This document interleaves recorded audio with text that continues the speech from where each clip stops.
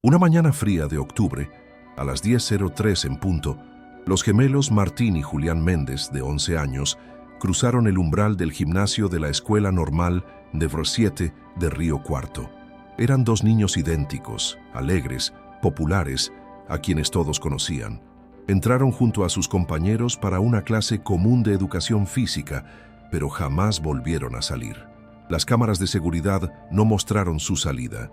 La escuela afirmó que escaparon por una puerta trasera, pero esa puerta estaba cerrada. Los padres denunciaron encubrimiento. Las autoridades, silencio. El caso se archivó, y el tiempo, como siempre, cubrió todo con polvo. 8 años después, un director nuevo encuentra una caja olvidada. Dentro una cinta, y en ella una imagen que jamás debió existir. ¿Qué pasó realmente con los gemelos Méndez? ¿Quién los vio por última vez? Déjame mostrarte la historia. Y al final dime tú, ¿cuántas personas sabían y por qué callaron? Martín y Julián Méndez nacieron en una madrugada tormentosa de septiembre del 2004, con apenas 3 minutos de diferencia entre uno y otro en el Hospital Regional de Río Cuarto. Su llegada fue motivo de celebración no solo para su familia, sino para todo el vecindario del barrio Alberdi, una comunidad pequeña donde todos se conocían por nombre y apodo. Los gemelos se convirtieron rápidamente en los mellis de la cuadra, inseparables, curiosos, con esa energía inagotable que solo los niños parecen tener. Desde pequeños, los hermanos mostraron una conexión casi telepática.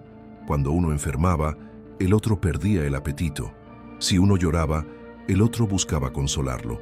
A los 5 años, cuando comenzaron el jardín de infantes, una docente los separó por recomendación pedagógica. Esa separación duró apenas 2 días. Julián dejó de hablar en clase y Martín se pasaba el recreo mirando la puerta. Desde entonces, los educadores comprendieron que lo mejor era dejarlos juntos, aunque eso supusiera un reto para los profesores a la hora de diferenciarlos. A los 11 años ya cursaban 6º grado en la Escuela Normal NEC 7, una institución tradicional de Río Cuarto, con más de 100 años de historia. La escuela tenía un aire solemne, pasillos largos con mosaicos gastados, vitrales antiguos en el salón de actos y un gimnasio cerrado que había sido reacondicionado en los 90. Era una estructura amplia, de techo alto y con una zona de utilería en un costado, donde se guardaban pelotas, redes, colchonetas y otros materiales. Los gemelos adoraban ese gimnasio. Jugaban fútbol, básquet y a veces simplemente se perseguían uno al otro, fingiendo misiones secretas. Aunque eran sociables, su vínculo era único. Se bastaban el uno al otro. Sus profesores decían que eran inteligentes, pero distraídos, creativos, pero desordenados. Buenos chicos, en resumen, y con una imaginación viva, tan intensa que a veces confundían la fantasía con la realidad. En casa, su madre, Miriam, los describía como el motor de sus días. Viuda desde hacía 4 años, criaba sola a los niños trabajando en una panadería durante las mañanas y haciendo limpieza por las tardes. A pesar de la carga, nunca se quejaba. Su pequeño departamento en el 3er piso de un edificio sin ascensor estaba lleno de dibujos, juguetes y libros de aventuras. Martín quería ser inventor, Julián, explorador. Su sueño era construir juntos una máquina del tiempo. La mañana del 13 de octubre de 2015 parecía igual a cualquier otra. Los niños se levantaron temprano, desayunaron chocolate con pan casero y se pelearon como siempre por quién usaría primero la ducha. Miriam los despidió con un beso en la frente y ellos bajaron corriendo las escaleras, cargando sus mochilas azules idénticas. Ese día les tocaba educación física. Llevaban puestos pantalones deportivos grises y camisetas blancas. Al llegar a la escuela, saludaron al portero, como siempre, y se unieron a sus compañeros en el patio. A las 9:45, la profesora de 6º B los llevó al gimnasio. A las 10:03, una cámara de seguridad los captó cruzando el arco metálico de entrada al salón. Esa fue la última vez que se los vio. Pero aún no estamos ahí. Esa mañana, algo más flotaba en el aire, aunque nadie lo notó. El profesor de educación física ese día no fue el titular. El titular estaba de licencia médica por una operación menor. En su lugar, había llegado el profesor suplente, Ariel Rinaldi, un hombre de unos 50 años, callado, de voz grave, que llevaba solo 2 semanas trabajando en la escuela. Su llegada había sido discreta. No era de Río Cuarto, sino de otra localidad del interior. Su trato era distante pero respetuoso. No llamaba la atención. Los gemelos, como todos los niños, eran muy observadores, y algo en Rinaldi les parecía extraño. Según contó luego una compañera de curso, los mellizos se burlaban de él a veces a susurros, llamándolo el que se esconde en las sombras. Tal vez era solo parte de su juego, o tal vez percibían algo que otros no. La clase de ese día consistía en ejercicios de estiramiento, algunos juegos con pelotas y una carrera de obstáculos improvisada con colchonetas y conos. Rinaldi supervisaba desde una esquina, sin mucho entusiasmo. En un momento, cerca de las 10:15, según los pocos testimonios que se lograron recabar después, Martín y Julián pidieron permiso para ir a buscar una pelota al área de utilería. Rinaldi les dio una llave pequeña, colgada de un cordel. Entraron corriendo, como siempre, y entonces desaparecieron. Pero dejemos ese punto en suspenso. Retrocedamos un poco más. Al fin y al cabo, entender quiénes eran los gemelos Méndez es fundamental para comprender por qué su desaparición sacudió tanto a la comunidad. Martín era el más impulsivo, creativo, de sonrisa pícara. Era quien siempre tenía una idea nueva para un juego, quien convencía a Julián de escabullirse en la biblioteca a buscar libros prohibidos. Julián, en cambio, era más observador, más callado, el que notaba detalles que los demás ignoraban. Si Martín era el fuego, Julián era la brújula. Juntos eran imparables. En el grupo de amigos eran líderes natos, no por autoridad, sino por magnetismo. Todos querían estar cerca de ellos. El día anterior a su desaparición, los gemelos se habían peleado con otro compañero, Tomás, por una tontería, un turno en el juego de computadora del aula digital. Fue una pelea infantil, sin consecuencias. Sin embargo, cuando Tomás fue interrogado días después por los investigadores, mencionó algo peculiar. Dijo que esa tarde Martín le había susurrado algo raro, como si se tratara de un secreto. Mañana vamos a descubrir si es cierto lo del sótano. Ese comentario fue desestimado en su momento por la policía escolar, pero años después volvería a resonar con fuerza. En la escuela corría desde hacía tiempo una leyenda urbana entre los alumnos. Se decía que debajo del gimnasio había un antiguo sótano, usado décadas atrás como depósito, que fue clausurado tras un incendio. Algunos afirmaban haber oído ruidos desde ahí. Otros decían que era solo un cuento para asustar a los más chicos, pero los mellizos, fascinados con los misterios, estaban convencidos de que era real. Habían investigado, preguntado, hecho dibujos, incluso intentaron colarse por una rendija en una de las paredes del gimnasio. Pero nunca encontraron nada, al menos no hasta ese día. La mañana del 13 de octubre, según los registros, no hubo ninguna anomalía en la rutina de la escuela. Los docentes firmaron asistencia. El personal de limpieza estaba cumpliendo tareas en el ala administrativa. El único con acceso directo a la utilería era el profesor Rinaldi.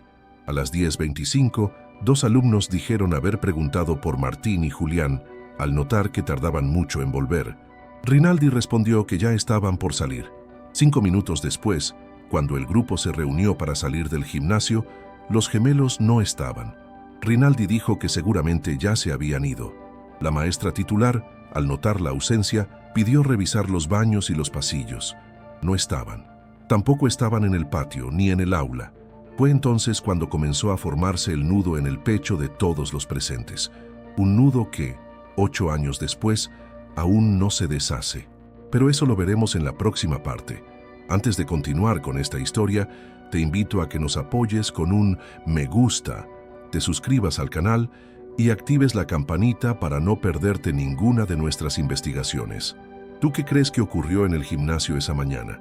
¿Estaban los gemelos buscando el supuesto sótano o algo más los llevó hacia allí? Déjanos tu opinión en los comentarios. Y cuéntanos también, ¿desde qué ciudad o país estás viendo este video? Nos encanta saber hasta dónde llegan estas historias. A las 10:03 de la mañana, la cámara ubicada en la entrada principal del gimnasio registró a los gemelos Martín y Julián ingresando con su clase.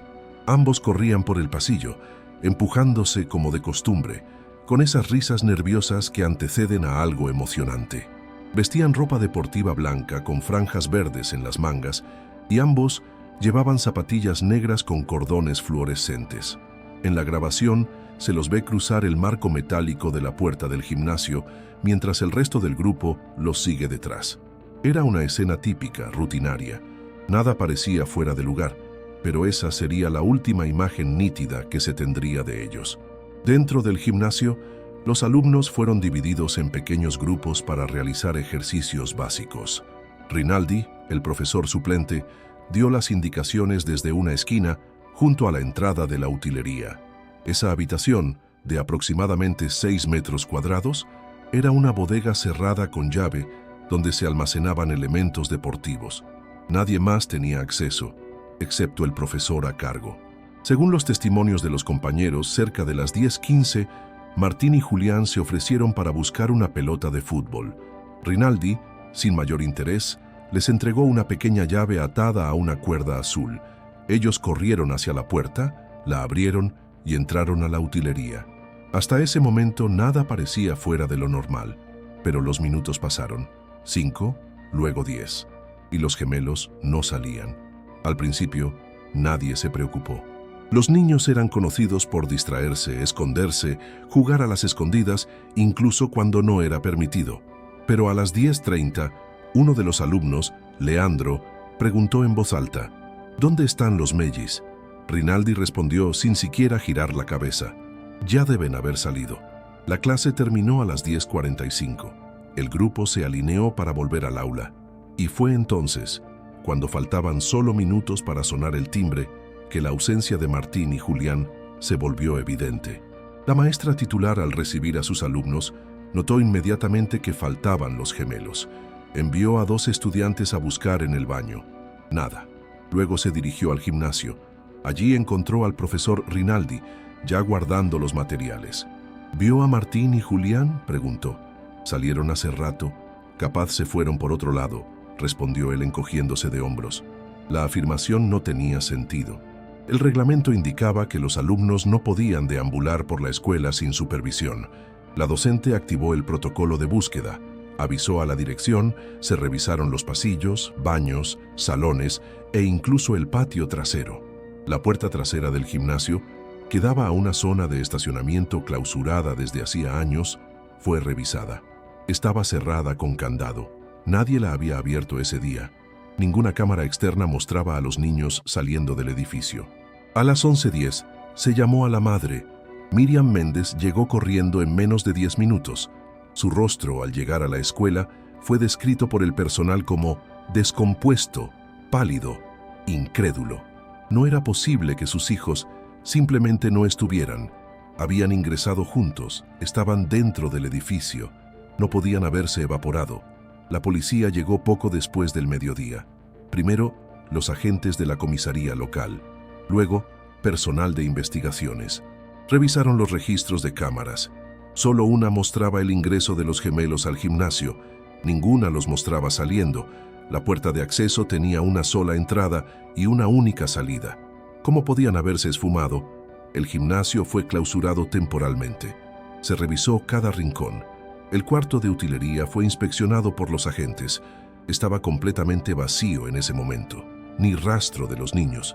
Cuando preguntaron por la cinta de seguridad interior del gimnasio, la respuesta fue confusa. El sistema de cámaras interno, según la dirección escolar, estaba en mantenimiento. Solo funcionaba la cámara de acceso. La grabación del interior no estaba disponible. Esto encendió las primeras alarmas en los investigadores. La policía comenzó a interrogar al personal. El profesor Rinaldi fue citado inmediatamente. Su declaración fue breve. Afirmó haber entregado la llave de la utilería a los gemelos, quienes entraron y no volvió a verlos. Dijo haber asumido que salieron por su cuenta. Afirmó no haber notado nada raro. Su actitud era serena, demasiado serena. Los padres fueron informados de la posibilidad de que los niños hubieran huido, pero Miriam rechazó la idea con una furia que heló la sala de entrevistas. Mis hijos jamás se irían sin decirme nada. ¡Jamás!, gritó entre lágrimas. Días después, La búsqueda se intensificó. Participaron bomberos, perros rastreadores, voluntarios. Se revisaron alcantarillas, depósitos, terrenos baldíos cercanos. Nada, ninguna huella, prenda, objeto, señal. El caso comenzó a adquirir notoriedad en los medios locales. Misteriosa desaparición en escuela histórica, titulaban los periódicos. Pero las autoridades escolares comenzaron a cerrar filas. El director en ese entonces, Horacio Di Palma, fue cauteloso. Dijo que no podía hacer declaraciones mientras la investigación estuviera en curso. Alegó protección institucional y confidencialidad. Ante la prensa, repitió la hipótesis de una posible fuga espontánea. Miriam organizó marchas frente a la escuela. Llevaba carteles con las fotos de sus hijos. Se instaló un pequeño altar en la entrada del colegio. Las madres del barrio la acompañaban, pero con el tiempo, el apoyo comenzó a menguar. Las cámaras se apagaron. La atención pública se desvió hacia otros temas. La investigación comenzó a estancarse. El profesor Rinaldi fue apartado preventivamente, pero no se presentaron cargos. Meses después, se supo que fue trasladado discretamente a otra institución. La decisión, según el ministerio, se tomó por motivos administrativos, y así el caso fue archivado. Los expedientes quedaron dormidos en los anaqueles de la fiscalía. La escuela retomó su rutina. Nuevos alumnos llegaron, otros egresaron. El gimnasio fue repintado. Nadie hablaba ya del 13 de octubre. Solo Miriam seguía yendo cada lunes a dejar flores en la entrada de la escuela. 8 años después, algo cambió. En 2023, un nuevo director asumió la dirección de la Escuela Normal Nebur 7. Su nombre, Elías Burgos, hombre de 53 años, reservado, de modales firmes pero justos. Había sido docente en varias escuelas rurales antes de ocupar cargos de supervisión. Su llegada fue parte de una renovación institucional impulsada por el nuevo gobierno local. Burgos no tenía conexión con el caso de los gemelos, pero sí tenía una obsesión personal por la organización y la transparencia. Ordenó una limpieza profunda de los archivos físicos del colegio, incluyendo un sótano cerrado hacía años. Uno de los empleados, al abrir un armario oxidado detrás del antiguo depósito de química, encontró una caja polvorienta, sin etiqueta exterior. Al abrirla, halló varias cintas VHS y DVDs con fechas manuscritas. Entre ellas, una en particular llamó la atención. 13-10-15, Gimnasio, Cámara 2. Era una grabación que nadie había mencionado antes. El director, desconcertado, pidió una revisión inmediata. Y cuando vio el contenido de esa cinta, supo que algo había sido escondido deliberadamente. La imagen mostraba a Martín y Julián entrando a la utilería. Y segundos después al profesor Rinaldi acercándose y cerrando la puerta detrás de ellos. Luego, camina hacia la cámara y la apaga manualmente. El resto del video es negro, pero ese fragmento bastó para entender que, por lo menos, hubo una manipulación directa de evidencia. Y si alguien apagó esa cámara, alguien sabía más de lo que admitió. Burgos enfrentó un dilema. No podía simplemente entregar la cinta sin consecuencias, pero tampoco podía callar. Llevó la grabación a la fiscalía. Reabrieron el caso. La noticia estalló como una bomba en los medios. Miriam, 8 años mayor, con el rostro más cansado pero la misma fuerza en la mirada, volvió a hablar frente a las cámaras. Yo sabía que no se habían ido solos. Yo lo sentí desde el primer día. Alguien hizo esto, y alguien lo encubrió. El nuevo director recibió amenazas anónimas, llamadas sin voz. Una noche, encontró su auto rayado con la palabra traidor en una de las puertas, pero no retrocedió. Días después, se encontró una segunda cinta, esta vez de la cámara del pasillo exterior, y en ella se confirmó lo que Miriam había sostenido durante años. Los gemelos jamás salieron del gimnasio, ni por la puerta delantera ni por la trasera. Entonces, ¿dónde fueron? Y aún más inquietante, ¿quién los llevó? Antes de revelarte qué fue lo que encontraron después en el sótano clausurado, quiero pedirte algo importante. Si esta historia te conmueve, si crees que merece ser conocida, apóyanos con un me gusta, suscribiéndote al canal y activando la campanita para seguir cada nueva entrega. Tu apoyo hace posible que sigamos contando estos casos. ¿Tú crees que alguien en la escuela protegió al profesor? ¿O hay algo más detrás de todo esto? ¿Qué papel jugó la antigua administración? Déjanos tu opinión en los comentarios y no olvides contarnos desde qué parte del mundo estás viendo este video. Nos emociona leer cada uno de sus mensajes. La mañana del 13 de octubre de 2015, Río Cuarto se despertó con una tensión eléctrica que se sentía en el aire. A las pocas horas de confirmarse que Martín y Julián Méndez no estaban en ningún rincón de la escuela, la alarma se expandió como un incendio. El rumor cruzó patios, saltó entre celulares, corrió por los pasillos de la Dirección General de Escuelas y llegó hasta la radio local. La noticia era demasiado extraña para ignorarla. 2 niños desaparecidos dentro de una escuela pública, sin testigos, sin huellas, sin rastro alguno. Las primeras acciones fueron automáticas. A las 13:15, la policía montó un perímetro alrededor del edificio escolar. Ingresaron al gimnasio con linternas, recorrieron cada baldosa, cada rincón del área de utilería, revisaron el baño de docentes, los vestuarios, el depósito de material didáctico. Abrieron cajas, sacaron estanterías, nada. Los perros rastreadores llegaron a las 17:00. Se les dio ropa usada de los mellizos para que olieran. Uno de los animales ladró brevemente frente a la puerta de la utilería, pero luego perdió el rastro. La confusión fue total. Esa noche, la escuela permaneció iluminada. Una cuadrilla de búsqueda, formada por personal de emergencias, docentes, voluntarios y algunos padres, se extendió a las inmediaciones del barrio. Se revisaron techos, garajes, patios internos. Se habló con vecinos, se tocaron puertas. Nadie había visto nada. Nadie escuchó nada. El director Horacio Di Palma dio su primera declaración pública al día siguiente, en una conferencia breve y tensa.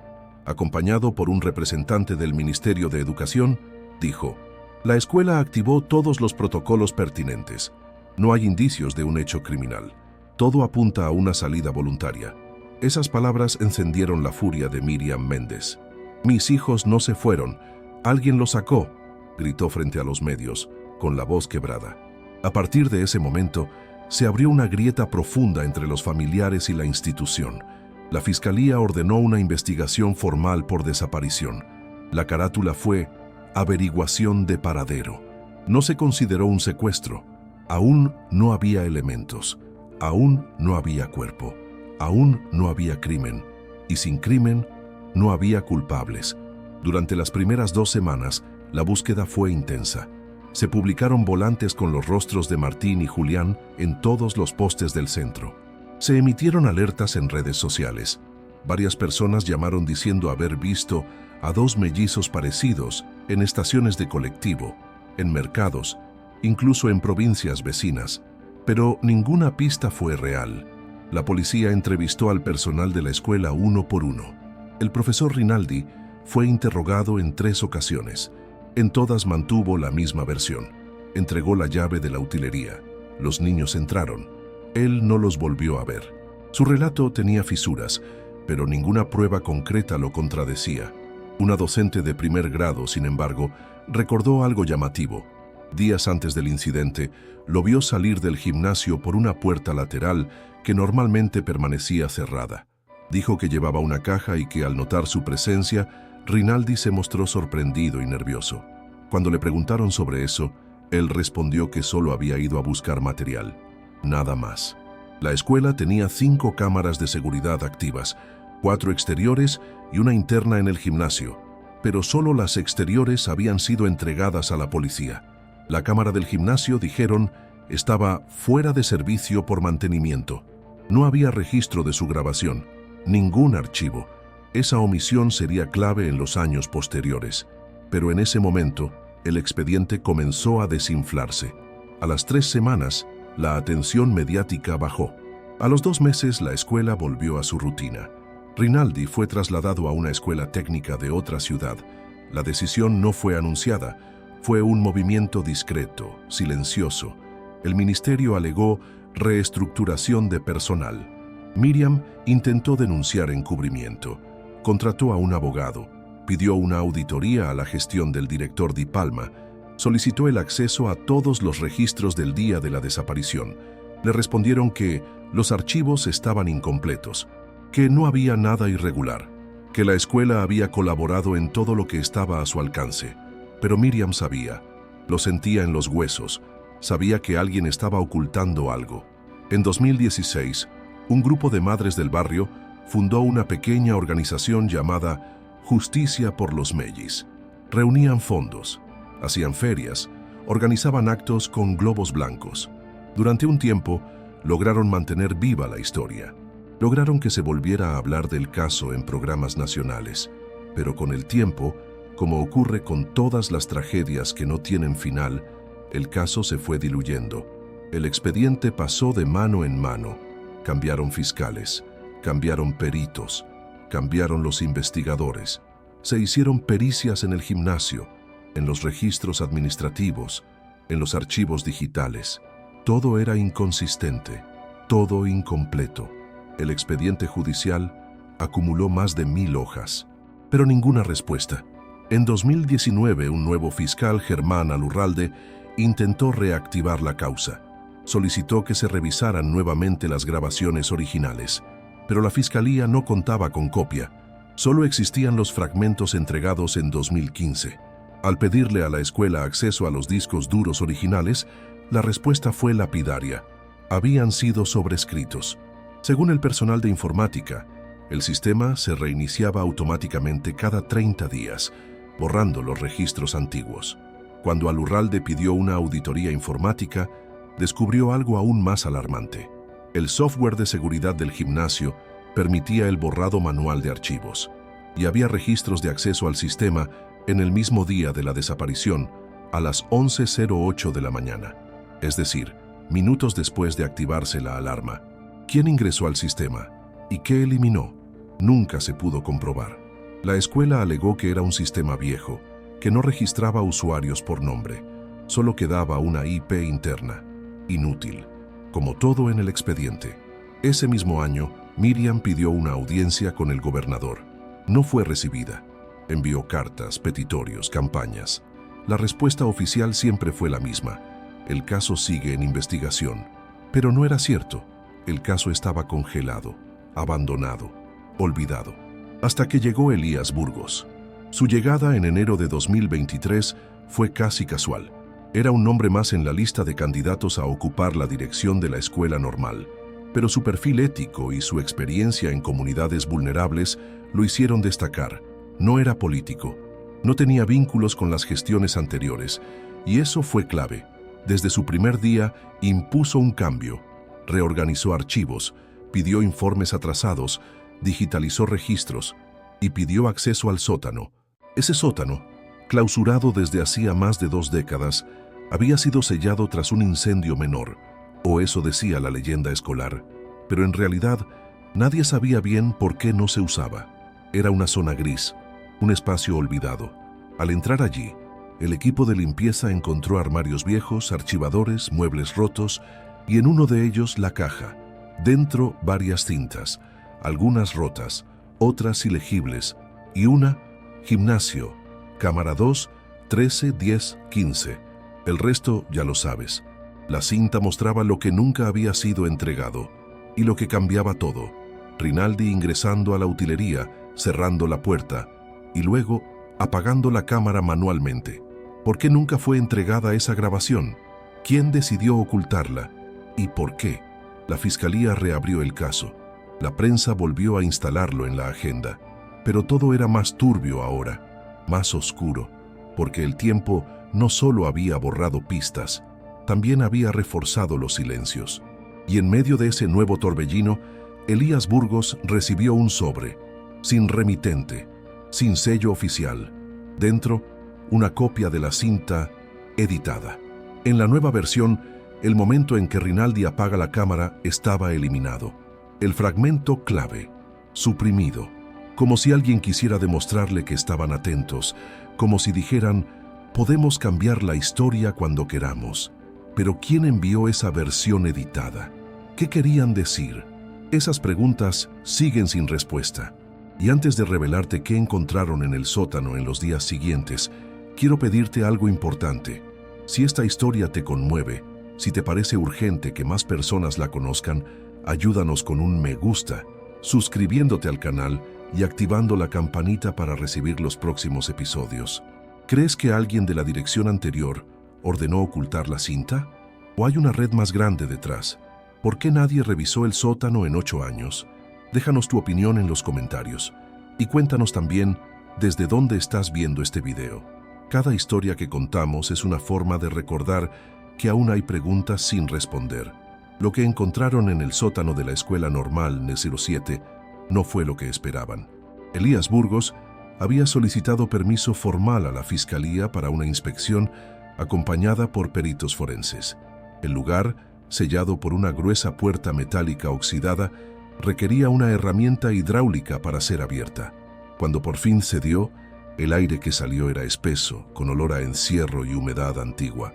Dentro, la linterna del perito iluminó primero escombros, viejas estanterías rotas, papeles húmedos, maderas apiladas. Pero en el fondo, algo llamó la atención de inmediato. Un armario metálico cerrado con candado. Al abrirlo, hallaron lo impensado. 2 mochilas escolares, azules, con los nombres M. Méndez y J. Méndez, escritos con marcador en la parte interna.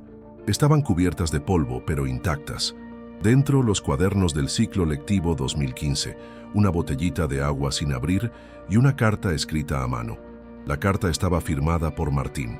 La caligrafía era la suya, según confirmó una pericia caligráfica. Decía lo siguiente: si alguien encuentra esto, no crean lo que dicen. Nosotros no queríamos escondernos. Nos obligaron a bajar. Él nos encerró. No pudimos salir. Teníamos miedo. Las últimas palabras estaban temblorosas. La tinta corrida. La noticia explotó. Titulares en todos los portales. Hallan cartas de los gemelos desaparecidos.